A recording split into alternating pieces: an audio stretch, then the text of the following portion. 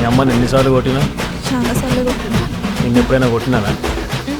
కొట్టేదాకా తెచ్చుకో. Watch our film Raju vs. Zambai with extended cut, streaming now only on ETV Win.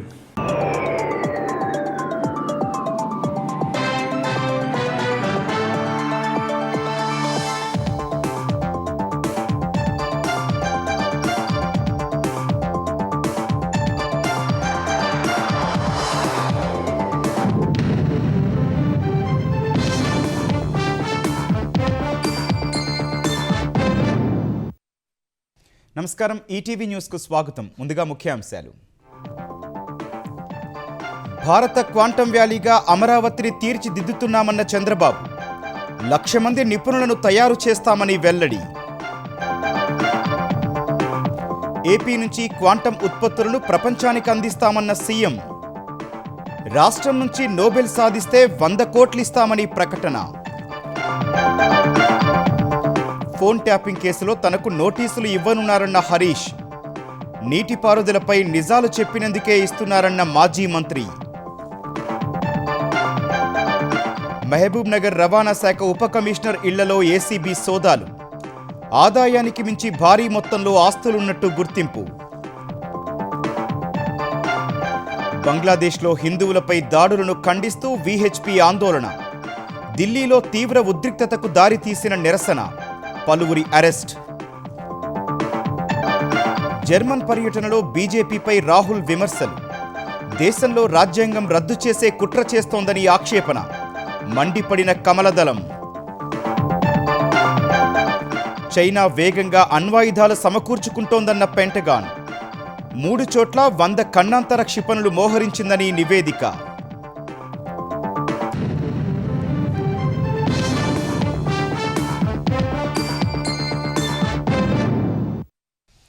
అమెరికాకు silicon valley మాదిరిగా Bharat quantum వ్యాలీగా అమరావతిని తీర్చిదిద్దుతున్నామని ముఖ్యమంత్రి చంద్రబాబు ప్రకటించారు.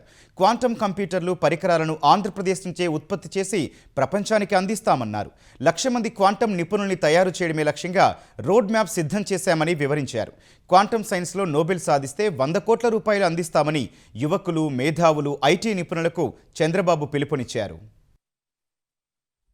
Quantum talk by CM CBN అనే కార్యక్రమం ద్వారా వేలాది మంది విద్యార్థులు, మేధావులు, నిపుణులు, అధికారులతో ముఖ్యమంత్రి చంద్రబాబు వర్చువల్ సమావేశం నిర్వహించారు. ఆంధ్రప్రదేశ్ ప్రభుత్వ లక్ష్యాలు, సాధన దిశగా చేపడుతున్న చర్యలను ఈ కార్యక్రమంలో ప్రజెంటేషన్ ద్వారా చంద్రబాబు వివరించారు. ఏపీని క్వాంటంతో పాటు గ్రీన్ హైడ్రోజన్ వ్యాలీగా మారుస్తున్నామని స్పష్టం చేశారు. వచ్చే 20 ఏళ్లలో రాష్ట్రాన్ని ఎలా అభివృద్ధి చేయాలో ఇప్పుడే కార్యరూపం ఇస్తున్నామని చెప్పారు. అమరావతి నాలెడ్జ్ ఎకానమీ క్వాంటం వ్యాలీగా ఉంటుందన్నారు. తిరుపతి స్పేస్ సిటీగా నిర్మితమవుతుందన్నారు. అనంతపురం, కడప లాంటి ప్రాంతాలు ఎలక్ట్రానిక్స్, ఏరోస్పేస్ కేంద్రాలుగా ఉంటాయని వివరించారు. అమెరికాకు సిలికాన్ వ్యాలీ లాగే భారత్ క్వాంటం వ్యాలీగా అమరావతిని తీర్చిదిద్దుతున్నామని స్పష్టం చేశారు. క్వాంటం కంప్యూటింగ్ పరికరాలను కూడా వచ్చే 2 ఏళ్లలో అమరావతి నుంచే ఉత్పత్తి చేయాలన్న చంద్రబాబు శిక్షణ ఇచ్చి 1,00,000 మంది క్వాంటం నిపుణుల్ని తయారు చేసుకోవడమే లక్ష్యమన్నారు. This is where Silicon Valley to Quantum Valley. Now anybody wanted to launch any knowledge companies or any technologies, they have to come to Amaravati. It is going to happen. That is how we are going to build in future. Quantum is only one area, application multiple. That everybody has to keep it in mind. How you are going to apply quantum computer for different areas, that will change totally. We are creating an ecosystem. For everything again, green energy is required. 160 gigawatts green energy we are going to contribute from Andhra Pradesh. Quantum technology ద్వారా ఎవరైనా Nobel prize అందిపుచ్చుకుంటే వారికి 100 కోట్లు నజరానా ఇస్తామని ముఖ్యమంత్రి చంద్రబాబు ప్రకటించారు. ఏ సాంకేతికత అయినా, విప్లవమైన ఆంధ్రప్రదేశ్ సారథ్యం వహిస్తుందని స్పష్టం చేశారు.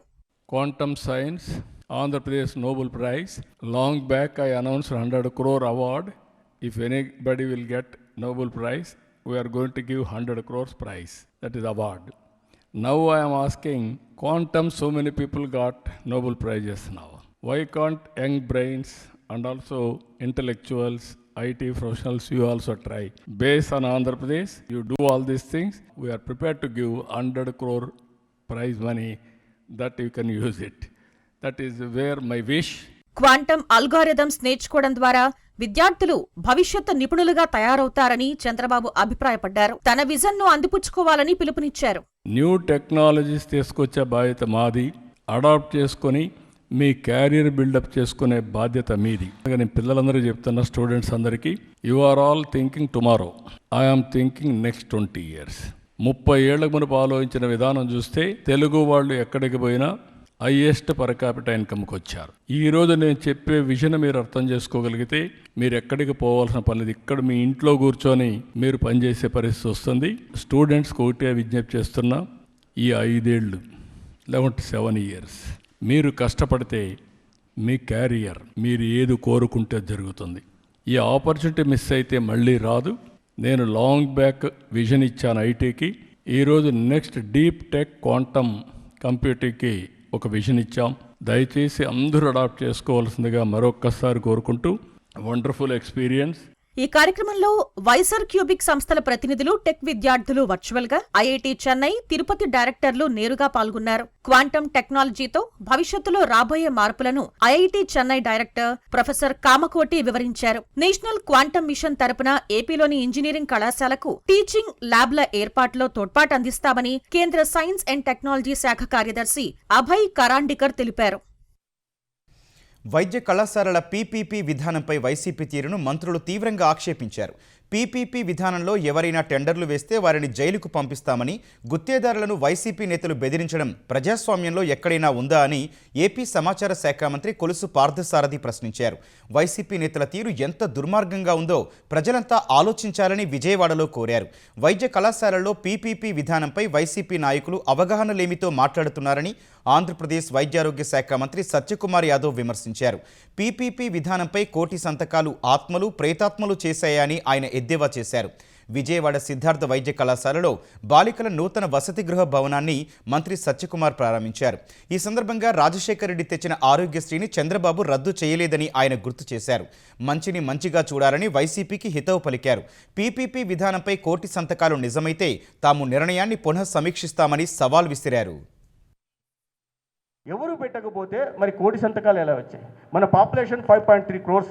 అట్లా సంతకం పెట్టాలంటే ప్రతి 5 మందికి ఒకరు సంతకం పెట్టి ఉంటే కోటి సంతకాలు అవుతాయి. అవునా? మీలో ఎవరు పెట్టలేదు. పేదల సంతకం పెట్టలేదు, లేదా డబ్బున్న వాళ్ళు సంతకం పెట్టలేదు. ఎవరు సంతకం పెట్టకపోతే కోటి సంతకాలు ఎలా వచ్చాయి అనేది ఒక ప్రశ్న. ప్రైవేటైజేషన్ ఉంటుంది. ప్రాపర్టీ రైట్స్ గవర్నమెంట్ దగ్గర ఉంటాయి. కేవలం క్యాపిటల్ ఎక్స్పెండిచర్, ఆపరేషనల్ ఎక్స్పెండిచర్ మాత్రమే కన్సెషనర్ ఎవరు వస్తారో, ఏ ఇన్స్టిట్యూషన్ వస్తుందో వాళ్ళు చేస్తారు. అటువంటిప్పుడు వచ్చిన ఇబ్బంది ఏంటి? వీటిని పూర్తి చేయకుండా ఇలాగే 10 సంవత్సరాల పాటు మన రాష్ట్రంలో మెడికల్ సీట్లు రాకుండా చేయాలా? మన రాష్ట్రంలో ఆసుపత్రులు కొత్తగా వచ్చి వాటికి మెరుగైన వైద్య సేవలు అందకుండా చేయాలా? నీటిపారుదలపై వాస్తవాలు చెబితే ఫోన్ ట్యాపింగ్ కేసులో తనకు నోటీసులు ఇచ్చేందుకు ప్రభుత్వం సన్నాహాలు చేస్తోందని మాజీ మంత్రి హరీష్ రావు చెప్పారు. అసెంబ్లీ సమావేశాలు ముగిసే 3వ తేదీ సాయంత్రం నోటీసు ఇవ్వమని అధికారులకు చెప్పినట్లు లీక్ ఇచ్చారని మీడియాతో ఇష్టాగోష్ఠిగా చెప్పారు. కేసీఆర్ మీడియా సమావేశం తర్వాత ప్రభుత్వం డిఫెన్స్లో పడిందన్నారు. రాత్రి 9:30కు ముఖ్యమంత్రి చిట్చాట్ తొలిసారి చూశారన్న హరీష్ రావు కేసీఆర్, బీఆర్ఎస్కు సీఎం, మంత్రులు ఎంత భయపడుతున్నారో అర్థమవుతోందని చెప్పారు. కొందరు పోలీసులు పోస్టింగ్ల కోసం అక్రమ కేసులు పెట్టాలని ప్రయత్నిస్తున్నారన్న ఆయన ఏపీలో ఏమైందో గుర్తుంచుకోవాలన్నారు. రేవంత్ రెడ్డి మెప్పు కోసం అతి చేస్తే మూల్యం చెల్లించుకుంటారని అన్నారు. అతిగా వ్యవహరించే అధికారుల పేర్లు బుక్లో రాస్తున్నామన్నారు. అలాంటి పోలీస్ అధికారులు రిటైర్ అయినా, విదేశాల్లో ఉన్నా, కేంద్ర సర్వీసులకు వెళ్లినా పట్టుకొస్తామని హెచ్చరించారు. నోటీసులు ఇవ్వడమేనా డీజీపీ పని అని ప్రశ్నించారు. కేసులు, అరెస్టులు తాటాకు చెప్పుళ్లన్న ఆయన అరెస్టు చేస్తే ఇంకా రెట్టించిన ఉత్సాహంతో పనిచేస్తామన్నారు. సర్పంచ్ ఎన్నికల్లో బీఆర్ఎస్ సత్తా చూసి భయపడి సహకార సంఘాల ఎన్నికల్లో నామినేట్ చేయడానికి సిద్ధమయ్యారని ఆరోపించారు. రైతులకు మేలు చేసి ఉంటే ఎన్నికలు పెట్టొచ్చు కదా అని ప్రశ్నించారు.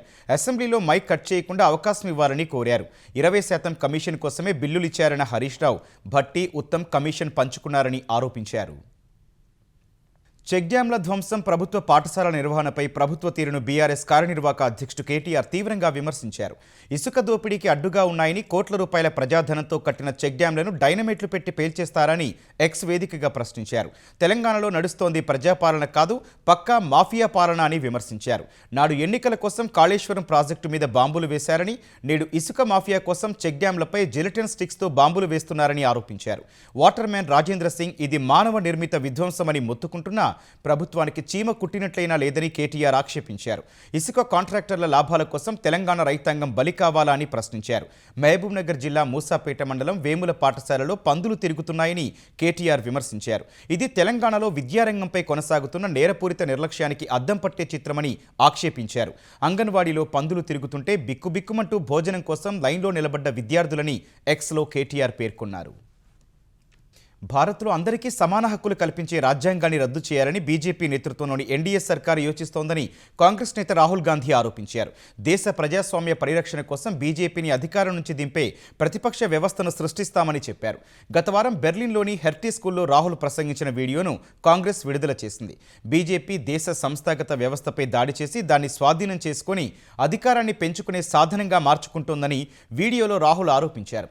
భారత్లోని అతిపెద్ద సంక్లిష్టమైన ప్రజాస్వామ్యం ప్రపంచానికే సంపద అన్న రాహుల్ దానిపై జరిగే దాడి ప్రపంచ ప్రజాస్వామ్య వ్యవస్థపై జరిగినట్టేనని అన్నారు. దేశంలో ఓటు చోరీ జరుగుతోందంటూ రాహుల్ జర్మనీ గడ్డపై ప్రస్తావించారు. సిబిఐ ఈడీలను బీజేపీ స్వాధీనం చేసుకుందని ఆరోపించారు. There is a wholesale capture of our institutional framework. When you look at our intelligence agencies, you look at the CBI, you look at the ED, they've been weaponized. Look at the number of cases that the ED and the CBI have against BJP people. You'll find the answer zero. And look at the number of cases they have against people who oppose them. If you're a large businessman and you try to support the Congress party, you're threatened. The ED, the CBI, these people land up. So there is an atmosphere in India where the institutions are not performing the role that they should be performing. The BJP views the institutional framework of India as belonging to them. And so they use it as a tool for building political power. Congress అగ్రనేత రాహుల్ గాంధీ బెర్లిన్లో కేంద్ర ప్రభుత్వంపై విమర్శలు చేయడాన్ని BJP తప్పుబట్టింది. విదేశాల్లో భారత ప్రతిష్టను దెబ్బతీసేలా వ్యవహరించడం ప్రతిపక్ష నేతకు అలవాటుగా మారిపోయిందని బీజేపీ ప్రతినిధి షహజాద్ పూనావాలా మండిపడ్డారు. భారత్ను విమర్శిస్తూ చైనాకు మద్దతివ్వడం రాహుల్ గాంధీకి అలవాటేనన్నారు. విదేశాల్లో భారత వ్యతిరేక శక్తులతో చేతులు కలిపి దేశానికి వ్యతిరేకంగా కుట్రలు పన్నుతున్నారని దుయ్యబట్టారు. రాహుల్ ప్రతిపక్ష నాయకుడు కాదని దేశ వ్యతిరేక నాయకుడని బీజేపీ నాయకురాలు శోభా కరంద్లాజే విమర్శించారు. బంగ్లాదేశ్లో హిందువులపై దాడులను ఖండిస్తూ విశ్వ హిందూ పరిషత్ ఢిల్లీలో భారీ నిరసన చేపట్టింది. బంగ్లాదేశ్ హైకమిషనర్ కార్యాలయం వద్దకు పెద్ద ఎత్తున తరలివచ్చిన వీహెచ్పీ కార్యకర్తలు బంగ్లాదేశ్లో తాత్కాలిక ప్రభుత్వానికి వ్యతిరేకంగా నినాదాలు చేశారు. బంగ్లాదేశ్లో హిందువులపై దాడులను కట్టడి చేసేలా కేంద్ర ప్రభుత్వం ఒత్తిడి తీసుకురావాలని డిమాండ్ చేశారు. బంగ్లాదేశ్లో హిందువులపై దాడులను నిరసిస్తూ విశ్వ హిందూ పరిషత్, బజరంగ్ దళ్ కార్యకర్తలు ఢిల్లీలో భారీ నిరసన చేపట్టారు. బంగ్లాదేశ్ హై కమిషనర్ కార్యాలయం వద్దకు వందలాది మంది తరలివచ్చి బంగ్లాదేశ్ ప్రభుత్వానికి వ్యతిరేకంగా ఆందోళన చేపట్టారు. ప్లకార్డులు చేతపట్టి బ్యారికేడ్లు తోసుకుంటూ కార్యాలయం లోపలికి వెళ్లేందుకు వీహెచ్పీ శ్రేణులు యత్నించాయి. వారిని పోలీసులు నిలువరించారు. ఈ క్రమంలో తీవ్ర ఉద్రిక్తత తలెత్తింది.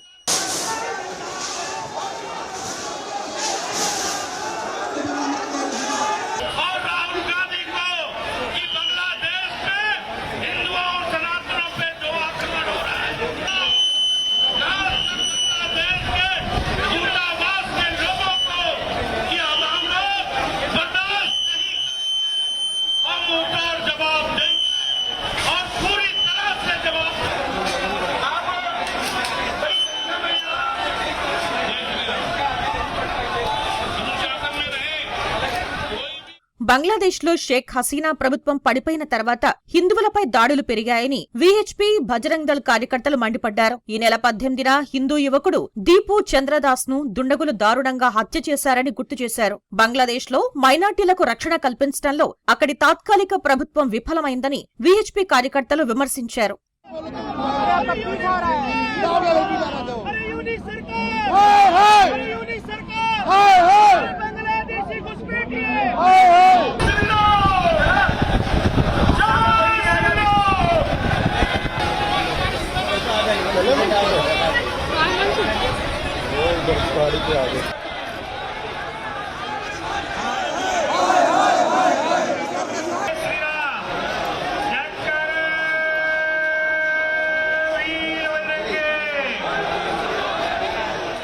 బంగ్లాదేశ్లో మైనార్టీలకు రక్షణ కల్పించేందుకు మోదీ సర్కార్ చర్యలు చేపట్టాలని ఆందోళనకారులు డిమాండ్ చేశారు.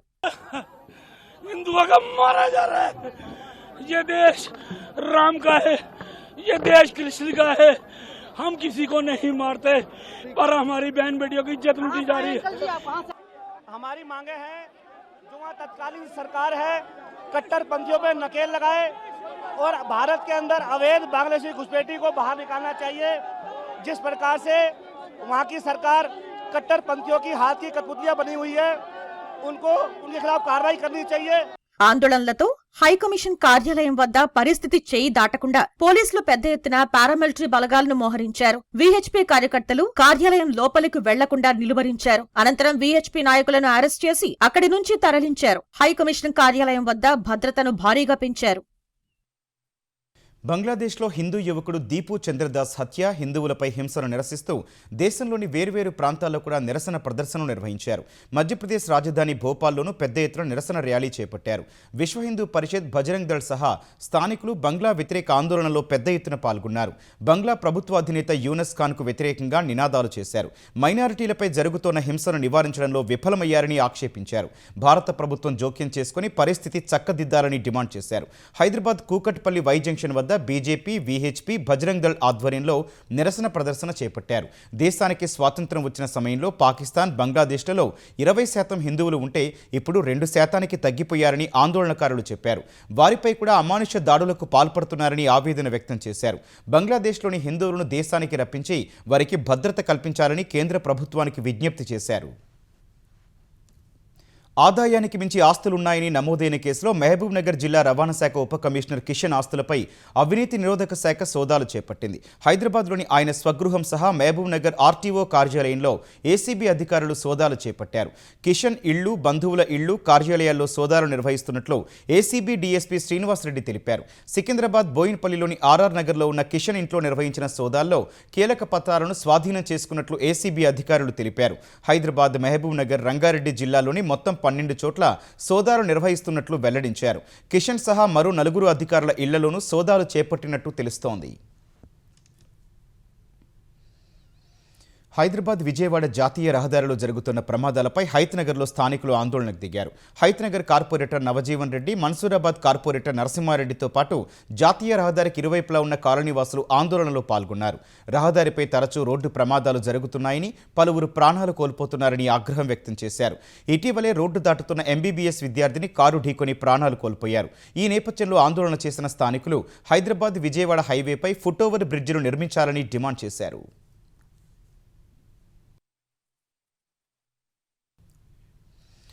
హైత్నగర్లో రహదారి ప్రమాదాలపై స్థానికుల ఆందోళన పట్ల తెలంగాణ రోడ్లు భవనాల శాఖ మంత్రి కోమటిరెడ్డి వెంకటరెడ్డి స్పందించారు.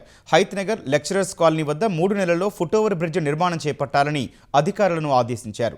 కాలనీవాసుల సమస్యను పరిష్కరించే దిశగా ఈటీవీ, ఈనాడు ఇచ్చిన వరుస కథనాలపై స్పందించిన మంత్రి కొన్ని అభ్యంతరాల వల్ల ఫుట్ఓవర్ బ్రిడ్జ్ నిర్మాణ పనులు ఆలస్యం అయ్యాయని చెప్పారు. మంత్రి ఆదేశాలతో ఆర్ఎండ్బి డిఈ శ్రీకాంత్ బృందం ఆందోళన చేసిన పరిసర ప్రాంతాలను పరిశీలించింది. లెక్చరర్స్ కాలనీ సమీపంలో ఎంతమంది ప్రజలు ప్రతినిత్యం రోడ్లు దాటుతున్నారో వివరాలు సేకరించింది. ఫుట్ఓవర్ బ్రిడ్జ్ నిర్మాణానికి అవసరమైన కొలతలు తీసుకున్నారు. సీఎం రేవంత్ రెడ్డి 2 ఏళ్ల పాలనలో మీడియాకు లీకులు, ప్రత్యర్థులపై కేసులు తప్ప ప్రజలకు చేసిందేమీ లేదని బీఆర్ఎస్ కార్యనిర్వాహక అధ్యక్షుడు కేటీఆర్ విమర్శించారు. నల్గొండ జిల్లాలో గెలిచిన సర్పంచ్ల సన్మానోత్సవంలో కేటీఆర్ పాల్గొన్నారు. ఈ సందర్భంగా సర్పంచులుగా గెలిచిన బీఆర్ఎస్ మద్దతుదారులను ఆయన సన్మానించారు.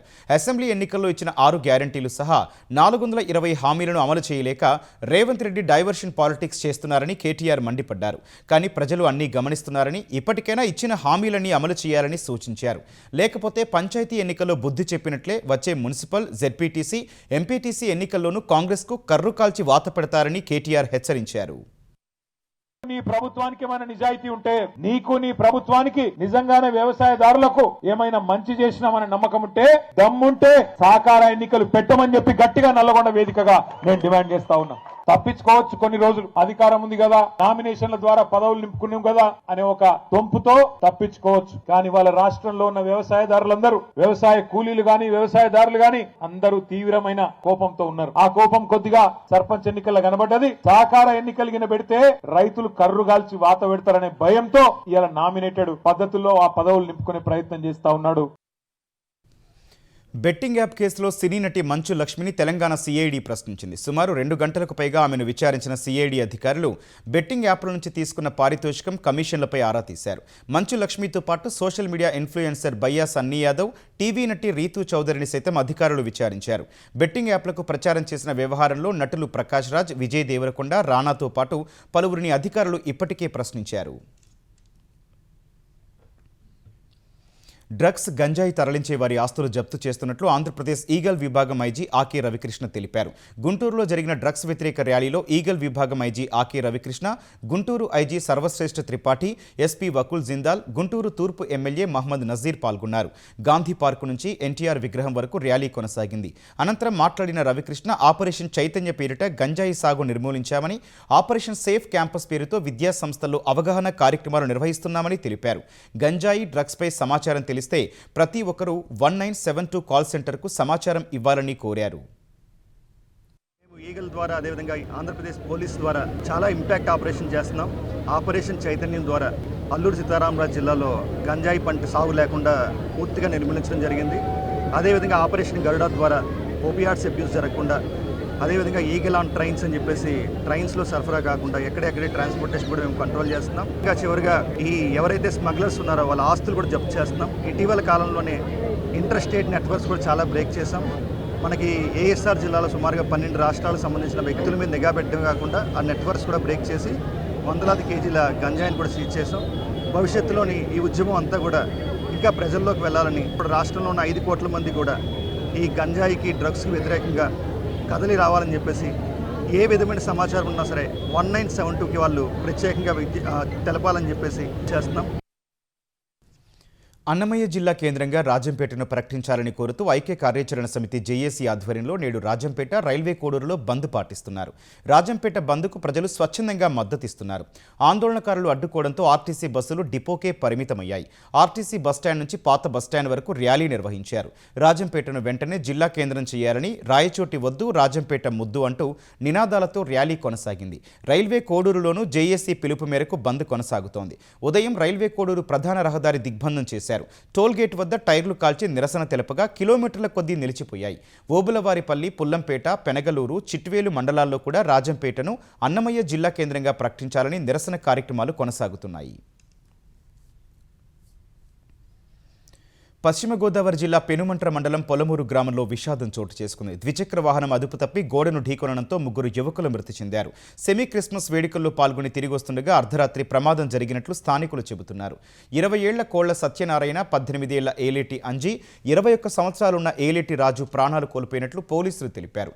ఘటనా స్థలాన్ని పరిశీలించిన పోలీసులు కేసు నమోదు చేసి దర్యాప్తు చేస్తున్నారు.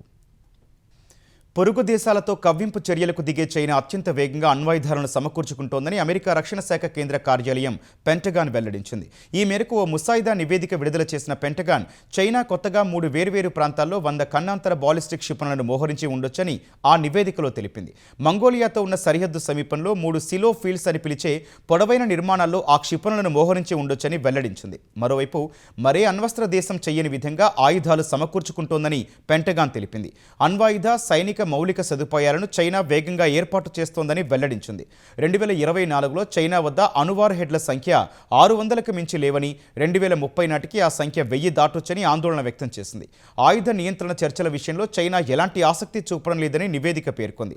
ఈ నివేదికపై స్పందించిన చైనా తమ దేశాన్ని కించపరచడానికి, అంతర్జాతీయ సమాజాన్ని తప్పుదోవ పట్టించేందుకు అమెరికా ఉద్దేశపూర్వకంగానే తప్పుడు ప్రచారం చేస్తోందని మండిపడింది. దేశ భద్రత దృష్ట్యా కనీస స్థాయిలో మోహరింపులుంటాయని వాషింగ్టన్లోని చైనా దౌత్య కార్యాలయం స్పష్టం చేసింది. బంగ్లాదేశ్లో సకాలంలోని ఎన్నికలు నిర్వహిస్తామని ఆ దేశ తాత్కాలిక ప్రభుత్వ సలహాదారు మహమ్మద్ యూనస్ ఖాన్ ప్రకటించారు. భారత్లోని అమెరికా దౌత్యవేత్త సెర్గియో గోర్తో యూనస్ ఫోన్లో మాట్లాడారు. వచ్చే ఏడాది ఫిబ్రవరి 12న బంగ్లాలో ఎన్నికలు నిర్వహిస్తామని గోర్కు హామీ ఇచ్చారు. మాజీ ప్రధాని షేక్ హసీనా నిరంకుశ పాలనలో దొంగలించిన తమ ఓటు హక్కును వినియోగించుకోవాలని బంగ్లాదేశ్ ప్రజలు ఆసక్తిగా ఎదురు చూస్తున్నారని యూనస్ వ్యాఖ్యానించారు. ఎన్నికల ప్రక్రియకు అంతరాయం కలిగించేందుకు హసీనా మద్దతుదారులు మిలియన్ల డాలర్లు ఖర్చు చేస్తున్నారని యూనస్ ఖాన్ ఆరోపించారు. దేశం విడిచి పారిపోయిన వారే హింసను ప్రేరేపిస్తున్నారని గోర్ వద్ద ప్రస్తావించారు. ఎన్నికలకు ఇంకా దాదాపు 50 రోజులున్నాయని, స్వేచ్ఛగా, న్యాయంగా, శాంతియుతంగా ఎన్నికలు నిర్వహిస్తామని వివరించారు. ఉస్మాన్ హాదీ హత్య సహా బంగ్లా అమెరికా వాణిజ్య ఒప్పందం, సుంకాలపై కూడా యూనస్ ఖాన్ సెర్గియోతో చర్చించినట్టు తెలుస్తోంది. ఒక రోగి మరో 7గురిని తీసుకెళ్తున్న ఒక చిన్న మెక్సికన్ నేవీ విమానం అమెరికాలో కూలిన ఘటనలో 5గురు చనిపోయారు. మృతుల్లో 4 మెక్సికన్ నేవీ అధికారులు, ఒక బాలుడు ఉన్నాడు. గల్లంతైన మరో 4 కోసం టెక్సాస్ తీరంలోని సముద్ర జలాల్లో అమెరికా కోస్ట్ గార్డు దళాలు గాలిస్తున్నాయి.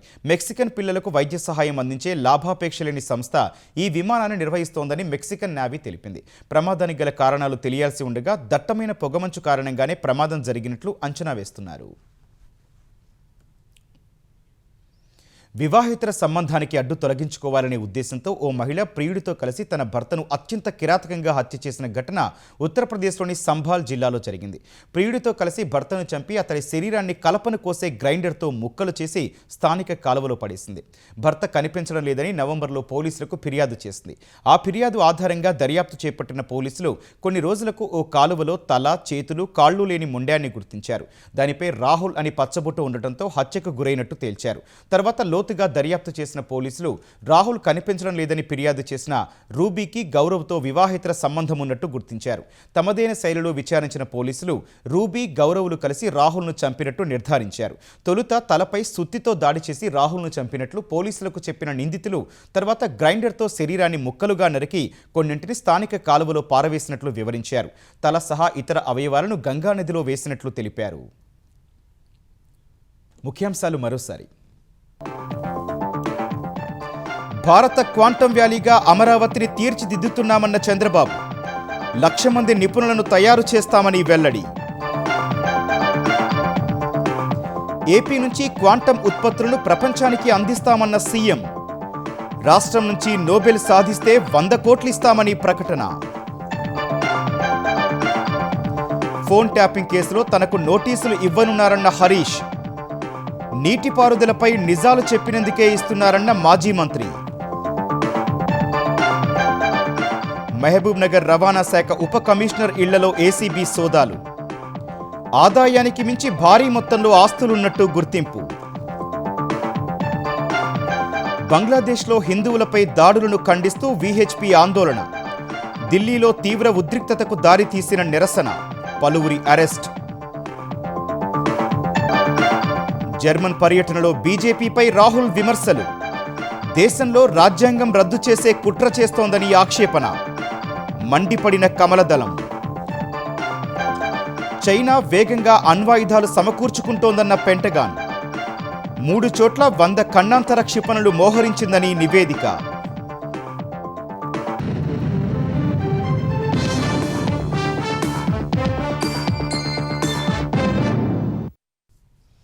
ఈటీవీ న్యూస్ సమాప్తం. నమస్కారం.